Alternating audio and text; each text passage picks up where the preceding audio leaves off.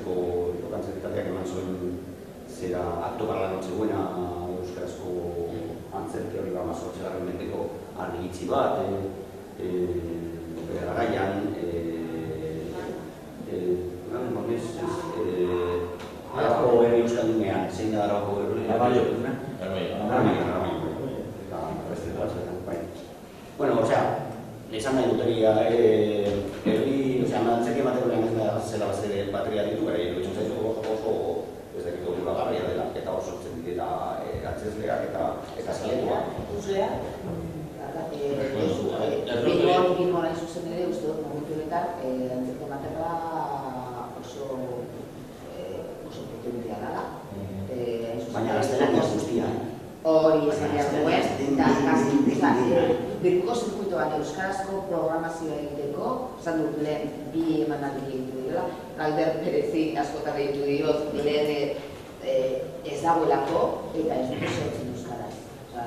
Oso zaila da, baina bai bideo horretatik lortzen dugula duketako publikoa artestenikoetara hurbiltzea eta oso publiko fidela eta lortzen dela, ez? Baina hor badago, gainetzuet, talde pilo bat dago hor, talde pilo bat, hori euskaraz sortzen dutena. Bueno, erloju hori behiren da, eta, bueno, Eta matoz oso gura. Aktu para la nazionala ez dut, baina euskarazko antzerkia da, Euskaraz. Aurren antzetere, minutu batzu, zuile horri edo beste duzinik aldera bat egiteko bat duzue, 5-6 minutu erabiliko ditugu, gero kalan guztiak eta ikusten. Gero azten da, benetako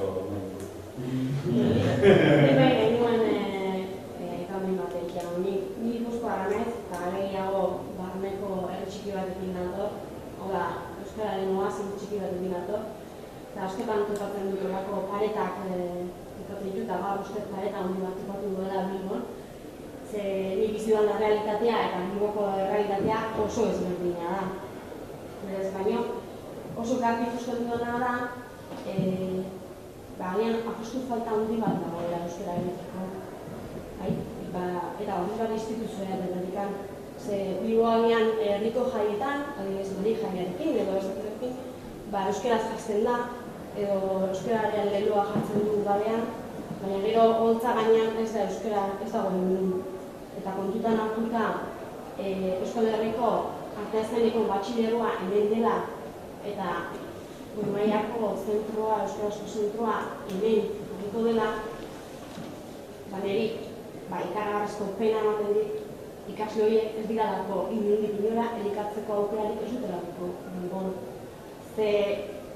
Hau, niretzat oso eredugarria da. Nik hau hartu dut eta euskarazko antzerkirik ez dago. Da dantza eta bestea da performantza. Antzeslan bat ez dut ikusten.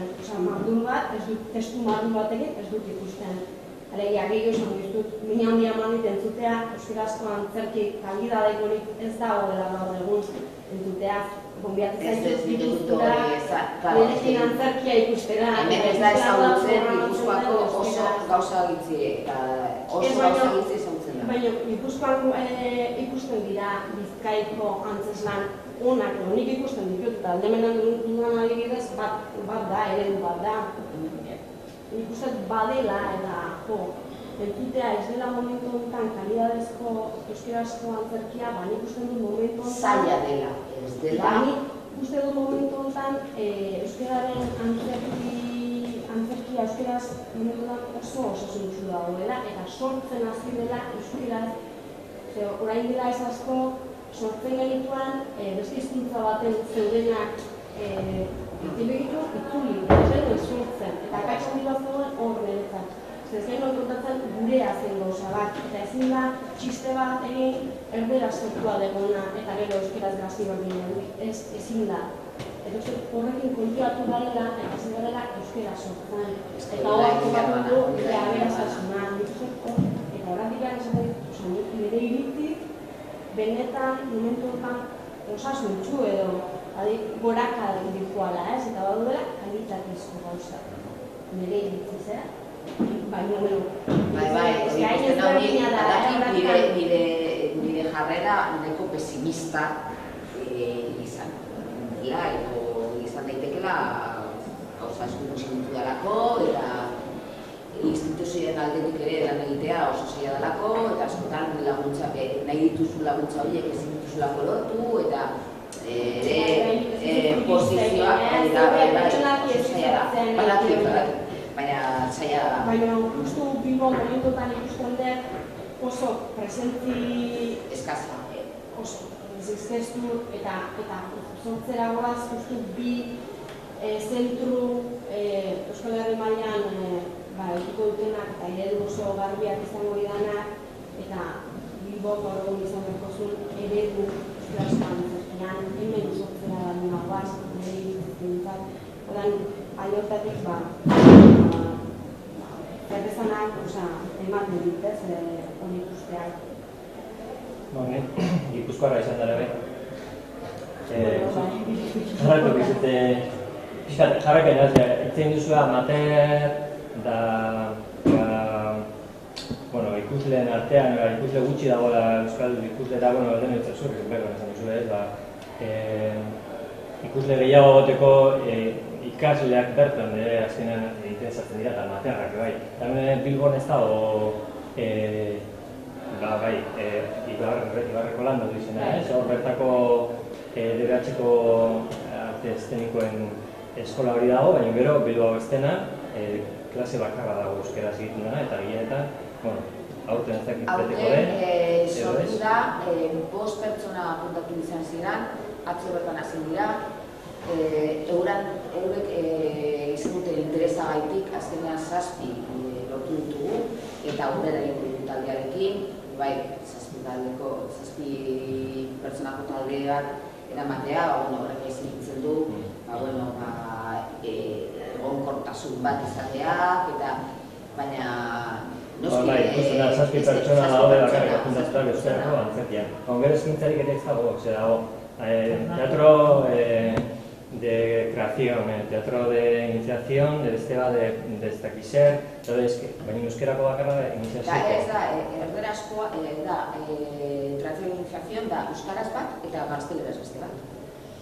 Beraien referentziak edo erakusleioak guztiak erderaz dira. Orduan ezin da, referentziak erdalduna balida, ezin dira, uste lotura handia daukala talde amaterrak erdaldunak dirtetea eta ez euskaldunak, euskeraz hitz egiten dutenak. Ez bain badago ikaslerik, ez dago... Barkatu bidez, jarraituko dugu garen Bai, hori apunte hona da, punten atera erretik eta klanduziak ikusteko goba ere ingo dut aurrek emango dira maia. Horren batut klaun taldea egingo du hemen esan dugunaren laburpen bat aurretaki moduen. Josu Torreal dire musaldea? Zure leku ezik ari ez. Bai, izko dira.